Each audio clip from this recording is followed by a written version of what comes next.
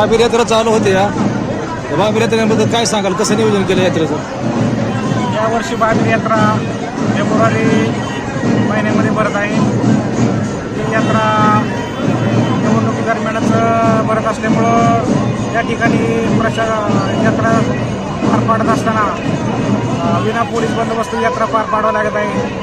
आणि उन्हाळ्याचे दिवस असल्यामुळे पाण्याचंही नियोजन करण्यासाठी आम्ही दोन दुसऱ्या खाजगी विहिरीतून पाणी घेऊन ते स्वतंत्र अशा वेगळ्या पाण्याच्या टाक्यामध्ये सोडण्यात आलेलं आहे. भाविकांना भरपूर 24 तास पाणी उपलब्ध केलेलं आहे. आणि यावर्षी यात्रा चांगल्या प्रकारे भरलेली आहे. साधारणतः दिवसभरात 40-50 हजार लोकांनी दर्शन घेतलं.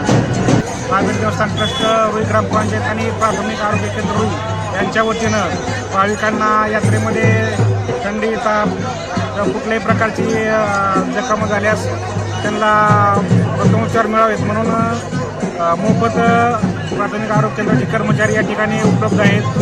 त्यांचंही या ठिकाणी फार मोठ्या प्रमाणात मदत झालेली आहे.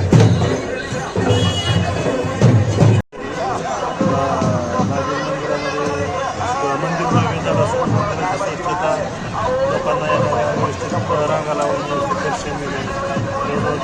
40,000 लोकांनी दर्शन घेतलं असेल आणि नारळ फोडण्याची स्वतंत्र व्यवस्था केली. स्वच्छता